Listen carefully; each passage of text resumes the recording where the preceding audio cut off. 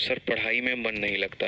देखो यार, एक है ना, मतलब ये बच्चे हैं ना, मैं एक छोटा सा एक यहाँ पर बात करना चाहता हूँ उन बच्चों के बारे में।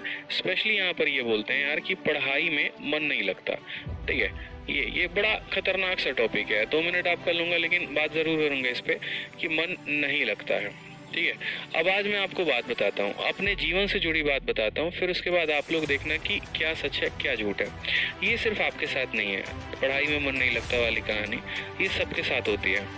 जब हम अपना मेंस का प्रिपरेशन कर रहे थे ना, तो उस टाइम पर हमारी कहानी ऐसी थी कि हमें थोड़ा कभी कभी मोबाइल चलाने में ज़्यादा आदत सी लग गई थी, और एक गंदी वाली आदत। फेसबुक के वीडियोस देखे जा रहे हैं, ख़त्म ही नहीं होता। इंस्टा की रील देखे जा रहे हैं, ख़त्म ही नहीं हो रहा भाई। टिकटॉक भी आ रखा था लगभग, ठीक है, ख़त्म ही नहीं हो रहा। एक रील देखे पसंद आ गया, दूसरा देख रहे हैं पसंद आ रहा है, तीसरा देख रहे हैं पसंद आ रहा है, और मज़ा आ रहा है बिल्कुल एकदम। ठीक है, बढ़िया डांस 1 मिनट के अंदर देखने को मिल रहा है। ठीक है, हिमाचल का सीन देखने को मिल रहा है। ठीक, और उसमें मैं ये देख रहा हूँ ना कि मैं वीडियो देख देख के मुस्कुरा रहा हूँ लाइब्रेरी में, और बगल वाला बंदा जो है वो बेचारा पढ़े जा रहा है। मुझे तब महसूस नहीं हुआ। मुझे महसूस तब हुआ जब हम दोनों ने साथ में मॉक टेस्ट दिया और पता चला कि वो मुझसे 20 नंबर आगे है। ठीक, उस दिन मुझे थोड़ा सा महसूस हुआ। फिर उसके अगले दिन जब हमारी प्री कह रहा हूँ CHSL के आंसर की आई थी ना, तब मुझे थोड़ा सा और महसूस हुआ कि यार ये तो बड़ा गड़बड़ है। अगले के पास सिलेक्शन पे सिलेक्शंस आए जा रहे हैं और मैं थोड़ा पीछे होते चला जा रहा हूँ। तो थोड़ा सा मैंने अपने आप को कंट्रोल करने की कोशिश की। जैसे आप लोग कसमें वादे नहीं खाते हैं एकदम, आज से कसम है, उसकी कसम है, ये कसम है, वो कसम है, मोबाइल नहीं चलाएंगे, छोड़ देंगे, अलग कर देंगे। आप इनफैक्ट कोशिश भी करते हो बैग में डाल के रखने की। जो बच्चे स्पेशली लाइब्रेरी जाते हैं एकदम कोशिश करते हैं, बेपनाह कोशिश। मोबाइल बंद करेंगे, फ्लाइट मोड में करेंगे, रख देंगे बैग में।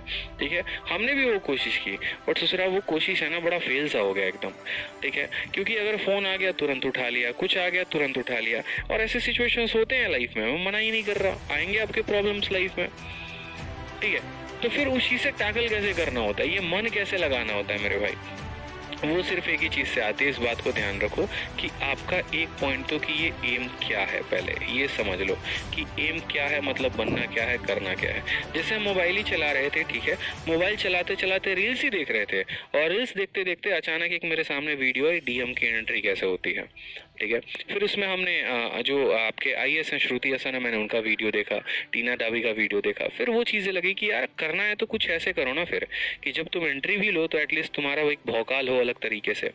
ठीक है, फिर वो एंट्री देखने के बाद फिर थोड़े थोड़े और मुझे इंटरेस्ट आने शुरू हुए कि अच्छा क्या पोस्ट होता है, कैसे पोस्ट होता है।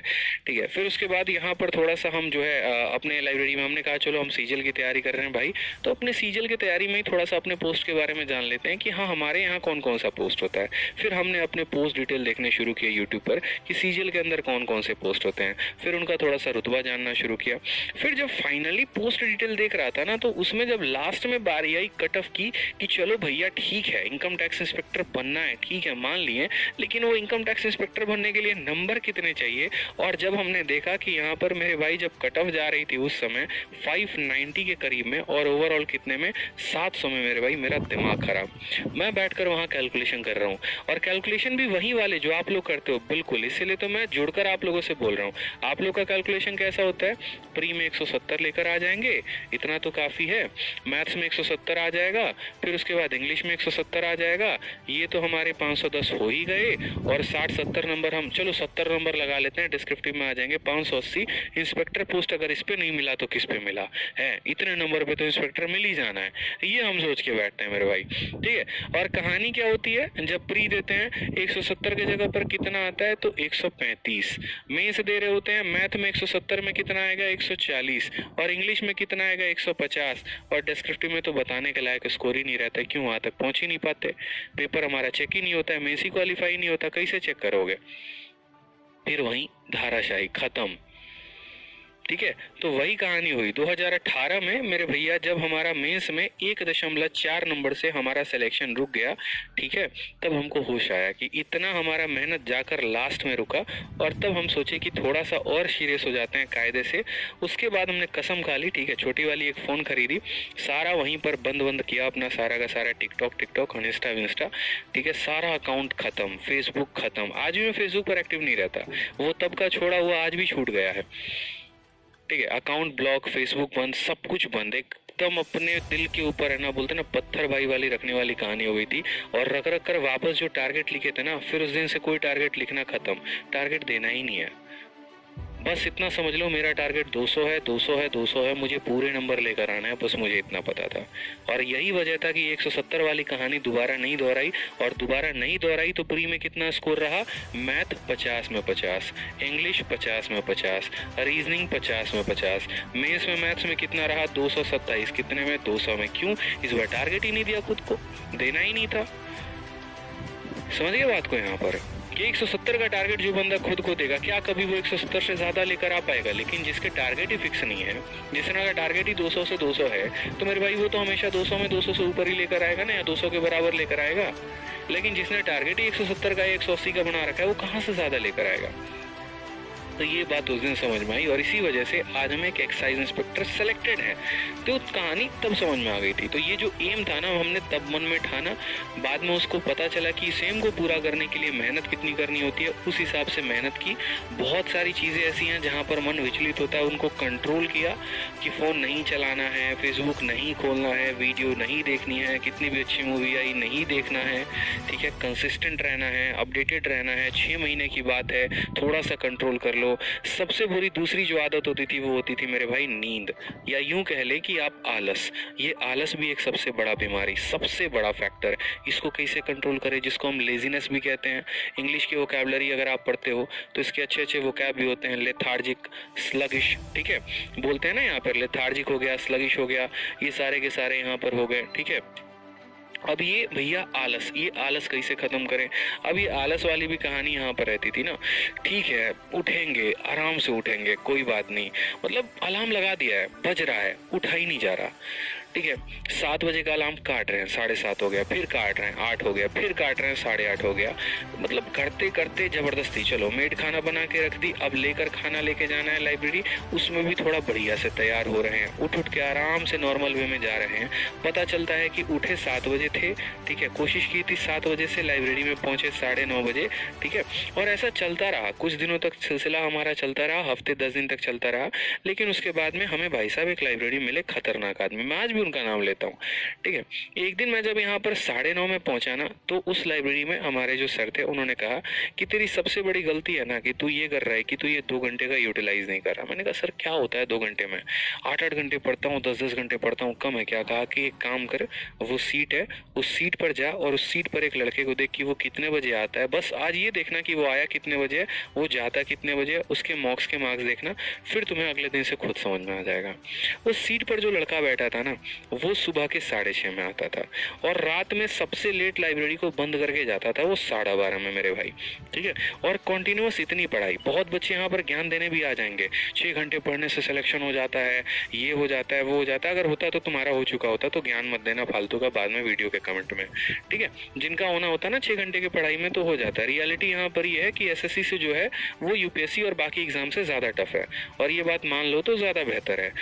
उन्होंने कहा कि तेरी सबसे बड़ी गलती है ना कि तू ये कर रहा है कि तू ये 2 घंटे का यूटिलाइज नहीं कर रहा। मैंने कहा सर क्या होता है 2 घंटे में? 8-8 घंटे पढ़ता हूँ, 10-10 घंटे पढ़ता हूँ, कम है क्या? कहा कि एक काम कर, वो सीट है, उस सीट पर जा और उस सीट पर एक लड़के को देख कि वो कितने बजे आता है, बस आज ये देखना कि वो आया कितने बजे, वो जाता कितने बजे, उसके मॉक्स के मार्क्स देखना, फिर तुम्हें अगले दिन से खुद समझ में आ जाएगा। उस सीट पर जो लड़का बैठा था ना, वो सुबह के 6:30 में आता था, और रात में सबसे लेट लाइब्रेरी को बंद करके जाता था वो 12:30 में मेरे भाई, ठीक है। और कॉन्टिन्यूस इतनी पढ़ाई, बहुत बच्चे यहाँ पर ज्ञान देने भी आ जाएंगे, 6 घंटे पढ़ने से सिलेक्शन हो जाता है, ये हो जाता है, वो हो जाता है। अगर होता तो तुम्हारा हो चुका होता, तो ज्ञान मत देना फालतू का बाद में वीडियो के कमेंट में, ठीक है। जिनका होना होता है ना 6 घंटे की पढ़ाई में, तो हो जाता है। रियलिटी यहाँ पर ये है कि एसएससी से जो है वो यूपीएससी और बाकी एग्जाम से ज्यादा टफ है, और ये बात मान लो तो ज्यादा बेहतर है, ठीक है। तो यहाँ पर ये जब इतना देर पढ़ता था, ऐसा नहीं था कि इसमें सिर्फ ये पढ़ाई ही करेगा, और भी चीज हो गई, जैसे मैथ्स का मॉक हो गया या और भी चीज हो गई। तो सबसे अच्छी आदत जो मुझे इसकी ये लगती थी ना, कि सुबह में जब ये लाइब्रेरी में आता था, इसको भी नींद लगती थी, औरों की तरह ये भी था, इसको भी ड्राउजीनेस होता था, लेकिन ये आते आते तुरंत अपना लैपटॉप खोलेगा और एक मेज का मॉक दे दिया मेरे भाई। प्री का बंदा तैयारी कर रहा है और 6:30 में आया है, और 8:30 तक मेज का एक मॉक खत्म, और अभी तक हम अपने घर पे सज रहे हैं, धज रहे हैं, और लाइब्रेरी जाने की तैयारी कर रहे हैं। वाली आगे हो चुका है। और ऐसे कहानी करते करते करते करते मेरे भाई ये डेली डेली डेली डेली सोचो मुझे कितने का ये लीड दे रहा है। तब जाकर कहानी समझ में आई कि एक एक मिनट बहुत इंपॉर्टेंट होता है। उस दिन मैंने कंपटीशन लगाना शुरू किया उस लड़के से कि भाई ये अगर 6:30 में आ रहा है ना तो मैं तो पक्का आऊंगा ही आऊंगा। फिर जो 9:30 वाली टाइम थी, थोड़ा और कम, थोड़ा और कम, थोड़ा और कम। जब तक वो अपने सीट से नहीं उठता था, मैं अपने सीट से नहीं उठता था। भाई वो बैठा है ना, तुझे भी बैठना है, ठीक है। मॉक और वो जो एक कंपटीशन था ना, वो बड़ा एक हेल्दी सा कंपटीशन बन गया यार, बहुत एक हेल्दी सा। मतलब मुझे उस लड़के को देख देख कर मोटिवेशन आने लगा कि जब ये बंदा 4 मॉक दिन में लगा सकता है मेज के, तो मैं क्यों नहीं लगा सकता हूँ। तो ऐसे कई सारे फैक्टर्स थे जिन चीज़ों ने मुझे प्रमोट किया लाइफ में, क्योंकि अकेले आप कितना मोटिवेटेड रह लोगे, कितना अपने आप को कसम दे लोगे, कितना अपने आप को स्ट्रेंथ दे लोगे, कितना अपने आप को तोड़ लोगे, कितना अपने आप को रोक लोगे, मतलब नहीं हो पाता। अलग अलग तरीके अपनाने पड़ते हैं जीवन में। बहुत बार ऐसा होता है कि आप रुक से जाते हैं, ठहर से जाते हैं, नेगेटिव से हो जाते हैं, तो वहाँ पर भी आपको अलग स्ट्रेटजी अपनानी पड़ती है। जीवन भर मेरे भाई गाड़ी एक स्ट्रेटजी से नहीं चलती, इस बात को समझिए। और ये लोग ऐसे होते हैं ना जो लाइफ में आपको इंस्पायर करते हैं। फिर तो हमारी जो है ना, एक तरीके से ऑटो लेंगे, सबसे पहला ऑटो पकड़ के जाके 6 बजे बैठेंगे सीट पे, उसकी तरह हम भी लैपटॉप से खोलना शुरू करेंगे। 2-4 दिन आदत लगी, 5वें दिन से कहने की किसी को जरूरत नहीं पड़ी और वो अपने आप में एक रूटीन में डल गया, ठीक है। इसी वजह से ये भी एक पॉजिटिव रिमांड का इफेक्ट होता है, फायदा होता है यहाँ पे, ठीक है। एक बच्चा कहता है 227 200 में कैसे आ गया। बच्चे, नॉर्मलाइजेशन नाम की भी कोई चीज होती है, नॉर्मलाइजेशन भी मिलता है उनको जिनका टफेस्ट शिफ्ट में पेपर होता है, तो इस वजह से 227 आ गए, ठीक है। तो ध्यान रखो, ये आलस भी त्यागना बहुत जरूरी है। आज भी जैसे एक बच्चा कह रहा था कि सर आप सुबह से लेकर रात तक क्लास लेते रहते हो, ठीक है, थकते नहीं क्या। मेरे भाई थकना ही नहीं है, क्योंकि मेरी मंजिल यहाँ नहीं है, मुझे बहुत ऊपर जाना है। मैंने मन में सोच रखा है यार, यहाँ रुकना किसको है ये बताओ पहले। अगर मैंने अपनी जॉब छोड़ी है, अगर मैंने अपना लाइफ में कुछ ड्रीम छोड़ा है, तो मैं यहीं पर रुकने के लिए मैंने थोड़ी छोड़ा है। जब मेरे पास दिन के 24 घंटे मिल रहे हैं, तो मैं 2 घंटे की ही क्लास क्यों लूँ। क्या मैं 10 घंटे की क्लास नहीं ले सकता? क्या मैं और कंटेंट पर काम नहीं कर सकता? ठीक है, 1 साल के अंदर, 1.5 साल के अंदर 2 बुक निकाल दी मैंने, इतने हिट वीडियोस गए, मिलियंस पर व्यूज आते हैं, आप लोगों का प्यार है, सपोर्ट है, कई सारे बच्चों को इंस्पेक्टर तक बना चुका। तो फिर यहीं तक रुकना क्यों है? क्या आज मैं अर्न नहीं कर रहा हूँ, मेरे पास पैसे नहीं आ रहे हैं, क्या मेरा नाम नहीं है? लेकिन आज इस मुकाम पर आने के बाद भी मैंने अपने आप को नहीं रोका है। तो आप क्यों रोकते हो यार? आपने क्या अचीव कर लिया बताना जरा। मैं इतना अचीव करके भी आज अपने आप को नहीं रोक रहा हूँ, कॉन्टिन्यूसली बढ़ाते रहता हूँ। कभी कभी मेरे लुक्स पे देखना, कभी ध्यान देता हूँ, लगता है कल भी यही टी शर्ट पहन के आया था बढ़ाने, आज भी यही पहन कर आया हूँ, बदला तक नहीं है, फर्क ही नहीं पड़ता। क्योंकि मंजिल टी शर्ट नहीं है, मंजिल अकाउंट का पैसा नहीं है, मंजिल ऊंचाई है, वो नाम है, वो शोहरत है जो छूना है। तो फिर आप क्यों रुकते हो? मत रुको करो ना मेरे भाई। अभी जब तक कुछ चीजें हासिल नहीं की है तो रोकना क्यों है यार? अपने आप को ऊपर जाओ, थोड़ा और मेहनत करो, थोड़ा सा और आगे बढ़ते हैं ना, ठीक है। एसएससी निकाल लिया तो आगे यूपीएससी का सोचो। क्या आपके अंदर वो करिश्मा नहीं है? क्या आपके अंदर वो फ्लेयर नहीं है? क्या टैलेंट नहीं है? कर सकते हो ना यार, तो करो ना। फिर रोका क्यों अपने आप को? वो जो 24 घंटे मिले थे तो उसका फायदा उठाना था ना, गवा क्यों दिए? रोज सुबह से लेकर शाम तक अपना दिन कैलकुलेट करो कि कितने मिनट वेस्ट करते हो फालतू की चीजों में।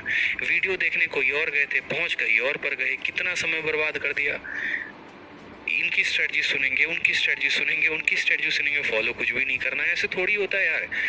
दिन में आप 5 लोगों से मिलते होगे, मैं आपको 5 टॉपर से मिलाता हूँ, ठीक है। हर किसी से वही स्टोरी पूछोगे, भैया जीएस कैसे स्ट्रॉन्ग करे। लेकिन मेरे भाई वो तो स्ट्रॉन्ग तब होगा ना जब तुम खुद पढ़ने उतरोगे। पढ़ ही नहीं रहे हो, सिर्फ लोगों से पूछे जा रहे हो कैसे होगा कैसे होगा। तो क्या हो जाएगा क्या? मैं ये पूछूं किसी से गाड़ी कैसे चलाना है, अच्छा ठीक है, स्टीयरिंग पे पैर रखना है, ये स्टीयरिंग पे हाथ रखना है, एक्सेलेरेटर होता है, ब्रेक होता है, क्लच होता है, क्या पूछने से होगा या वाकई मुझे गाड़ी पर बैठना पड़ेगा ड्राइविंग सीट पर और चलाना पड़ेगा? फर्क है ना यार। सीखो ना, अब नहीं समझोगे तो कब समझोगे? ये जो जितने भी छोटे एग्जाम्स होते हैं इनमें कंपटीशन ज्यादा होता है, ठीक है, और इनमें इंसान टूटता भी बहुत जल्द है, ठीक है। तो आत्मचिंतन करो थोड़ा सा और मेहनत करो। ये मुझे बहुत दिन से था कि मैं आप लोगों से ये बात बोलूंगा कि भाई कुछ बच्चे जो हैं वो अलग ही ट्रैक पर जा रहे हैं और पढ़ाई में मन नहीं लगता, कुछ हासिल भी नहीं किया, मन नहीं लगता, मतलब जबरदस्ती का ऐसे ही। यार कुछ हासिल तो कर लो, तब कुछ चीजों में मन ना लगे तो पता चले हासिल ही क्या कर लिया आपने, ये बताओ। कुछ हासिल किया है अपने दम पे? बताओ। जब नहीं किया तो फिर मन लगाओ, हासिल करो, फिर देखेंगे ना। वो बात तब शोभा देती जब आप बैठे होते यार, अकाउंट में लाखों रुपए आ रहे हैं और बोलते हाँ यार अब काम करने का मन नहीं करता, एकदम उमर सा हो गया, अब तो खाली इंजॉय करने का मन करता है। अच्छा भी लगता हमको सुनने में। कुछ किए भी नहीं, कोई वैल्यू भी नहीं बनाई, कोई नाम भी नहीं बनाया और मन नहीं लगता। खतरनाक, मतलब एकदम ऐसा काम करते हो तुम। भाई बन लो यार, मैं सपोर्ट कर रहा हूँ ना, मैं हूँ ना साथ में यार, मैं गाइड कर रहा हूँ ना, मोटिवेट कर रहा हूँ ना, अपनी पूरी एफर्ट आप लोगों के लिए लगा रहा हूँ ना, बस आप अपने लिए तो एफर्ट लगा दो, ठीक है।